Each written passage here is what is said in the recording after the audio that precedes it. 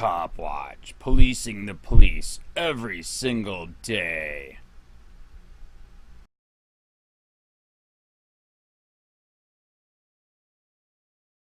The ongoing problem of conveniently malfunctioning police cameras.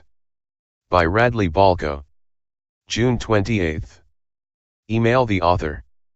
TechDirt has the goods on a pretty crazy story out of Albuquerque. 5 police officers were at the scene of a fatal shooting. All 5 were wearing body cameras. And miraculously, none of the 5 captured usable footage from the shooting on their body cameras. A sergeant on the scene claimed to have turned his camera on, but the camera didn't record. He'd later say his camera had never malfunctioned like that before. Ditto for another officer whose camera weirdly captured footage so pixelated that it was unusable again. No one had ever seen that problem before. A third officer says his camera malfunctioned just before the shooting. Mysteriously, the camera has not had a problem since. A fourth said his camera mistakenly became unplugged. Analysis showed it had been turned on 8 minutes before the shooting, then turned off just moments before the fatal encounter. A fifth officer's camera captured 10 seconds of vague footage. It should have captured at least 30, given the camera's buffer function. He had failed to turn it on. Regular readers of the watch may recall that this isn't even the first time 5 police cameras all conveniently malfunctioned at a critical time. Regular readers may also recall that the Albuquerque Police Department has a long and colorful history of excessive force, shootings, cover UPS and other misconduct. In 2014, I posted about a story from Utah in which a man with a severe back condition was injured by 3 Utah officers during a traffic stop. The man had called his wife, who had claimed to hear the entire altercation over the phone. There should have been footage from 5 different cameras, the lapel camera worn by each of the 3 officers, plus the dash cameras in the 2 squad cars at the scene. Somehow, all 5 cameras failed to produce any footage. But both these stories are topped by this 2007 case from Maryland.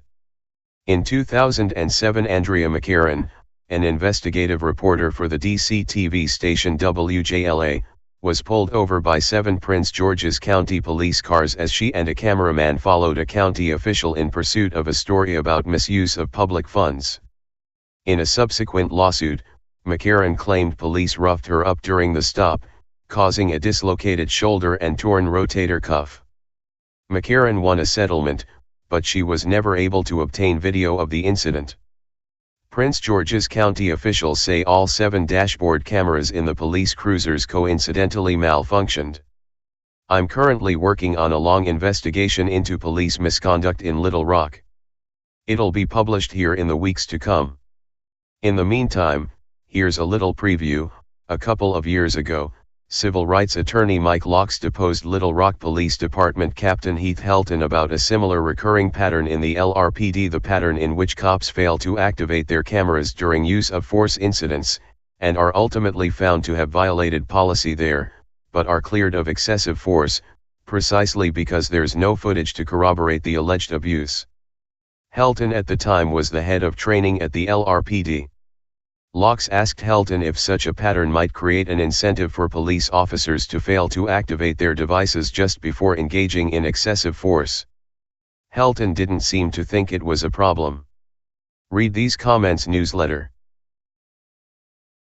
The thing I remember is when we switched over to the watch guard. And I don't know if it was a roll call, because I remember them coming to the shifts and doing them when we went to the new watch guard system, which is a whole lot different than what we previously had. You were in the pan-in system? Yeah, we had the pan-in, which was different, and then we had the old VCR tape. Before that? Before that. Yeah. But the switch you're referring to is from pan-in to the current? Yes, sir, to the current watch guard. And you think that's the only time that you can recall there being a roll call regarding MVR training? That I can recall, yes, sir.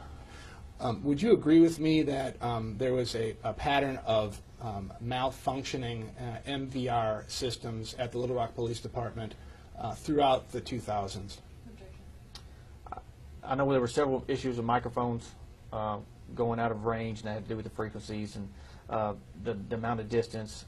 I do know there were issues of video equipment overheating in the trunks of the cars, And there were several issues that I was aware of that, you know, had always been complained about through other, you know, different divisions and things like that.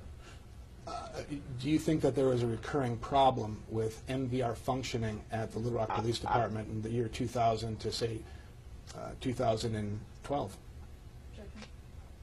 I don't know, but I can say from my watch that I was at, Yeah. we had issues that would pop up from time to time. Now, I can't speak for the entire department, but I would be safe to say if we were having those issues, I'm sure it was reflective in other divisions as well. I mean, would you characterize those issues as recurring? Yeah, yeah, there were some that recurred. One of the principal benefits of MVR systems is police accountability, right? Yes, sir. I'm going to bounce something off you and just see what you think. I've noticed sometimes when you look over the discipline files that sometimes there'll be a claim by a citizen that excessive force was committed upon him or her, and then they'll file a complaint. And then an investigation will initiate, and through the course of the investigation, it will be determined that the officer involved had an MVR system that was not functioning and therefore did not capture the incident. And when that happens, my experience shows me that the excessive force complaint is not sustained. And the principal reason is because there's no evidence. But the complainant, the citizen for that matter, is never informed that there was a malfunctioning VCR or MVR. But they're told that their excessive force complaint was not sustained or unfounded. Have you ever had an occasion or ever seen an instance like that, like I've described? Yeah, most of our, you know, I'm sure you looked into a lot of our use of force incidents. I mean, most of the use of force incidents occur off camera to begin with.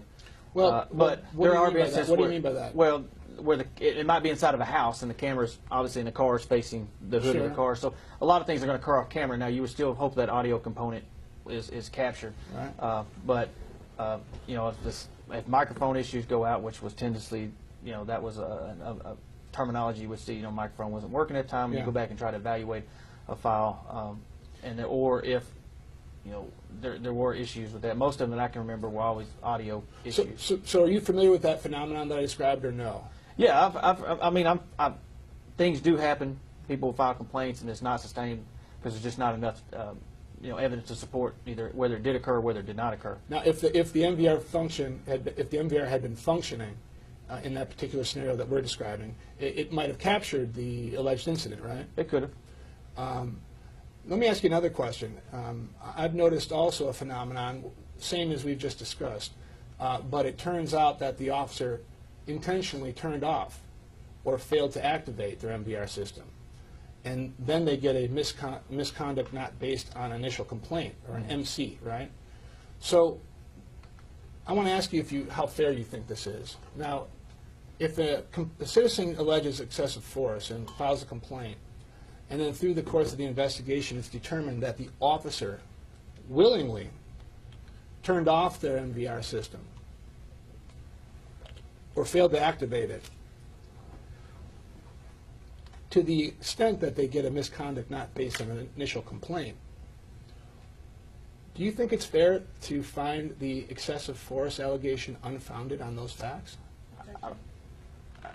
I would say I don't think you can unfound it. I think you'd have to not sustain it just based on I can't prove or disprove. Do you think that on those set of facts, do you think determining that it was unfounded, not sustained, or exonerated, do you think that's fair on those facts, the excessive force? Again, without knowing all the dynamics of a use of force, I mean, sometimes what people perceive as being excessive, Yeah. you know, might not be excessive. But Yeah, here's what I'm trying to get at. It's very generic. I think the actual incident details itself I don't think are important for this question. So we have a classic he said, she said, right? Yes. Officer says, I didn't do it. Citizen says, you did do it. Officer has a camera that could put the issue to rest, but that officer chose not to turn it on or chose to turn it off. If you accept that scenario, don't you think it's unfair for that officer to be exonerated or to have the excessive force allegation not sustained or unfounded?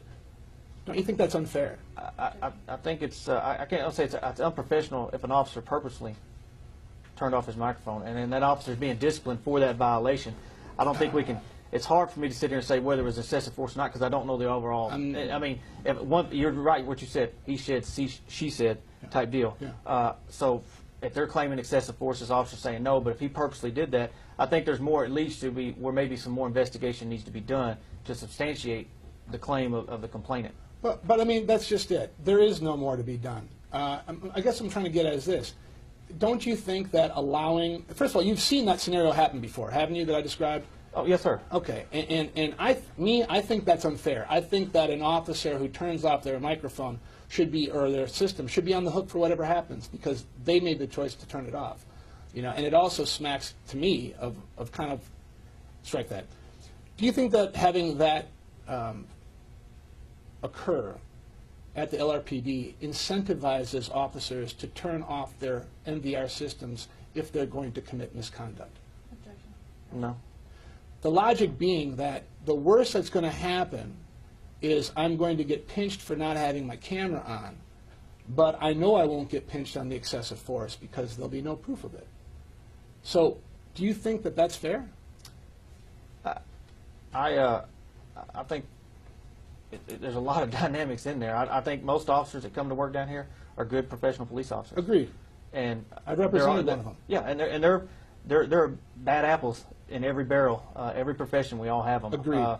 And if an officer's out there doing something maliciously, unprofessionally, then they need to be held accountable. And You're I looking believe- at it from an officer's perspective. I'm talking about an institutional perspective, okay? What I'm saying is that once the institution is aware that there's an allegation of excessive force that would have been captured and put to rest, but for the intentional disarming of an MVR system, why shouldn't that officer be on the hook for the excessive force? I think that's probably a question you need to ask the chief of police and some of the city attorneys on that. Do you think the officer should be on the hook for the excessive force if it can be shown that he or she willfully turned off their system? No, because I think there needs to be there's other dynamics in place. There's no guarantee that incident would have been taken on camera. Like I said, most of our things are off camera. So, but if they intentionally cover that, and I know you understand me. No, but I'm asking you to take into consideration that the camera would have caught it. Okay? Oh, and if the camera caught it and it's on video? No, listen. We're talking about the camera not catching it. So let me start over again. I know that sometimes it can happen in a room. You can just hear it. You can't see it. Yes, sir. I want you to, this is hypothetical. I can ask a hypothetical question of you. Yes, sir. So indulge me for a minute. So you have an alleged use of excessive force that took place on the hood of an officer's car. The investigation determines that the officer intentionally turned off their system. It wasn't a malfunction. They turned it off. Now, there's no proof that the excessive force occurred other than what the citizen says. The officer turned off the camera. Do you think the officer should be responsible for the excessive force in light of the fact that he turned off his camera? No. Why not?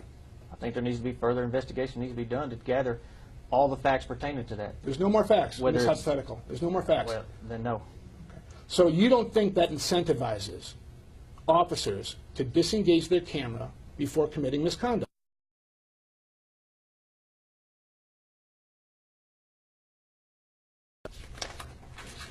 Have you ever thought about a connection or a nexus like I've just described before?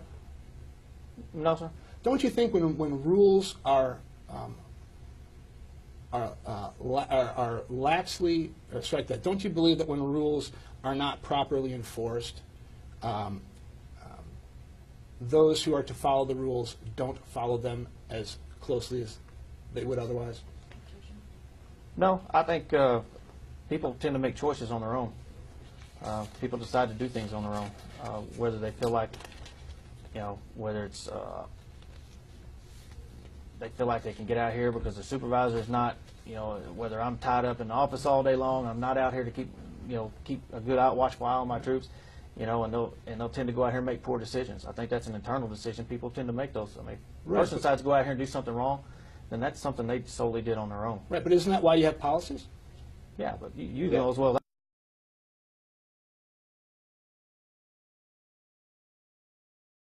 They won't listen, right? No. So what do you do to enforce the MVR policy to make sure that officers don't turn off their MVRs? Well, I think when you have incidents, You know, I know when my watches, when I have incidents, people like that, it would be a constant reminder, hey, make sure you keep your stuff, keep your equipment activated, you have contact citizens, make sure we're hearing the policy, make sure it's on. You know, my philosophy when I rolled around a patrol, I left mine on 24/7 because I really didn't care. Police use who may want to retaliate against him physically.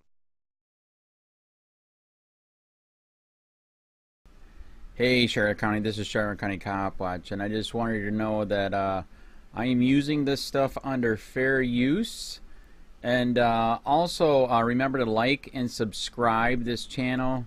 Also too, keep in mind I do not make any money on YouTube. This is 5 hours work a day, you know, fighting for freedom. And you can donate with PayPal and Patreon. I just want you to think about this. If everybody gives to PayPal and Patreon, Patreon is every month. Actually, PayPal you can do every month. I have 12,000 subscribers. If everybody gives, I can quit my regular job and go full-time investigations on Charlotte County and possibly even more and beyond. So just keep that in mind. If everybody helps out, I can go full-time doing this. Thanks.